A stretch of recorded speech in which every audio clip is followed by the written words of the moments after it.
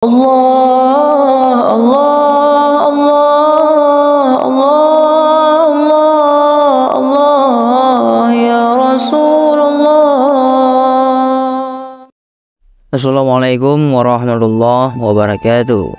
Sahabat lisan Islamiyah yang dirahmati oleh Allah Subhanahu wa Ta'ala.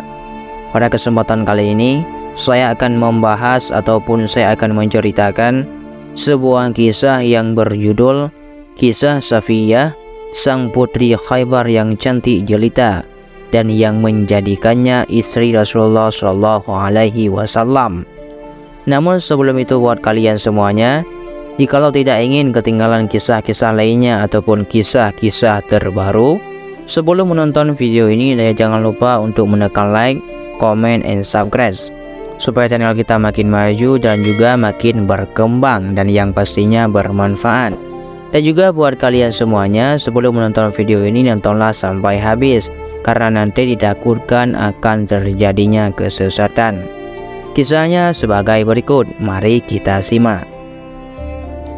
Safiyah binti Huyai bin Akhtab, seorang putri dari sebuah negeri makmur bernama Khaybar yang terkenal dengan bentengnya yang kokoh dan perkebunannya yang subur. Sayangnya masyarakat Khaybar menganut agama Yahudi. Demikian juga dengan Safiyah. Takdir Safiyah mulai berubah ketika dakwah Islam datang ke kotanya pada tahun 6 Hijriah. Namun para pemimpin Yahudi Khaybar enggan menerima dakwah tersebut. Maka pasukan muslimin yang dipimpin langsung oleh Rasulullah SAW sebagai panglima perang mengepung benteng Khaybar. Pengepungan yang berlangsung selama 13 sampai 19 hari tersebut membuat Yahudi Khaybar menyerah. Mereka memilih berdamai dengan muslimin. Pasukan Rasulullah SAW belum meranjak dari tanah Khaybar, namun kaum Yahudi sudah melanggar perjanjian damai. Dalam aksi pengkhianatan itu, suami Safiyah yang bukan lain adalah putra mahkota Khaybar, yaitu Kinanah bin Rabi' bin Abil Hukai, tewas terbunuh. Pasukan muslimin pun memasuki kota dan menyerang siapa saja dari kalangan pria yang melakukan perlawanan. Adapun para wanita dan anak-anak dikumpulkan di suatu tempat agar tak terlibat peperangan. Safiyah berada di antara mereka. Usai peperangan yang dimenangkan muslimin, seorang sahabat yang terkenal dengan parasnya yang tampan, yaitu Dihyah al-Qalbi, mendatangi Rasulullah dan meminta seorang budak wanita dari tawanan Khaybar. Wahai Rasulullah, berilah saya seorang budak wanita dari tawanan Khaybar, pinta dia.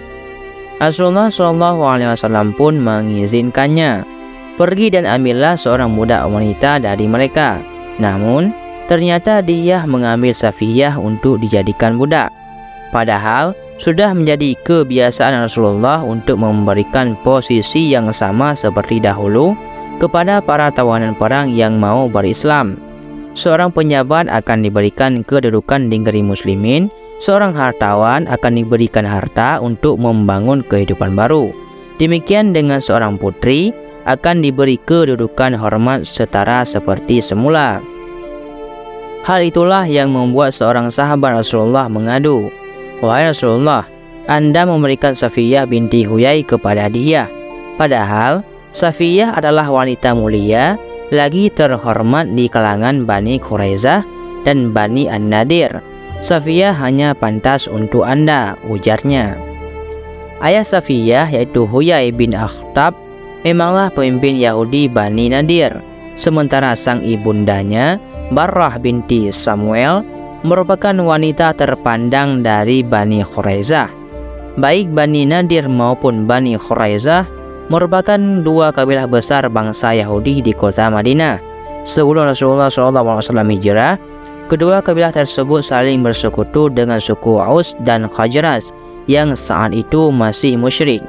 Namun ketika datang kabar diutusnya Rasulullah, justru Aus dan Khazraj yang menerima Islam, sementara kaum Yahudi Nadir dan Quraizah menolaknya.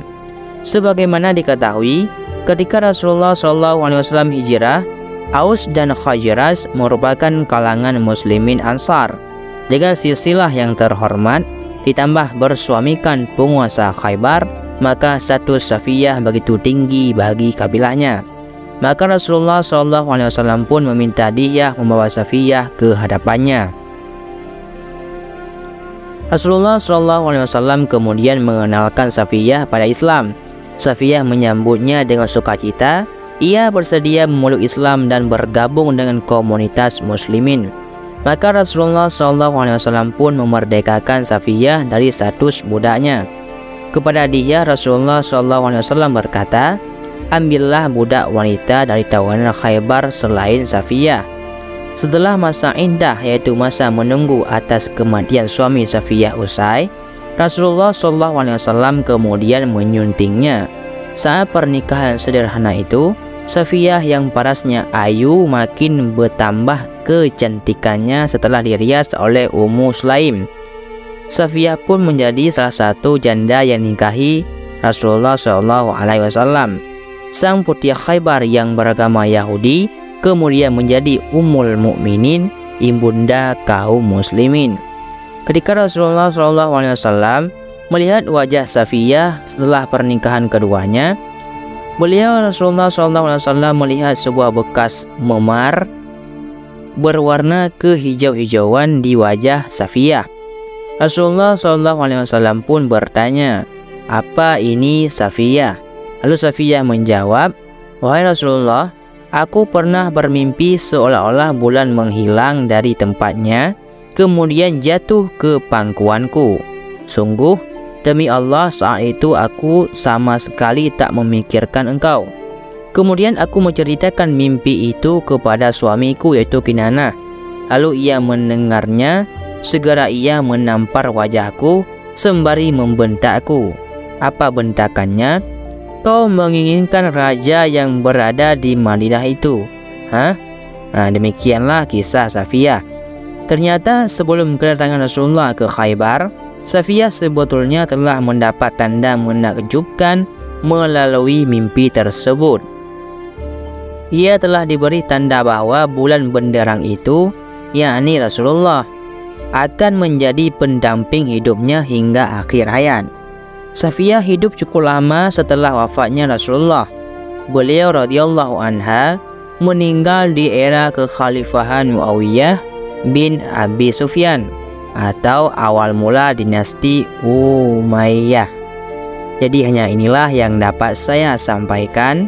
Mudah-mudahan bermanfaat bagi kalian semuanya. Saya akhiri, wallahu a'lam bishawab. Assalamualaikum warahmatullahi wabarakatuh. Allah Allah Allah.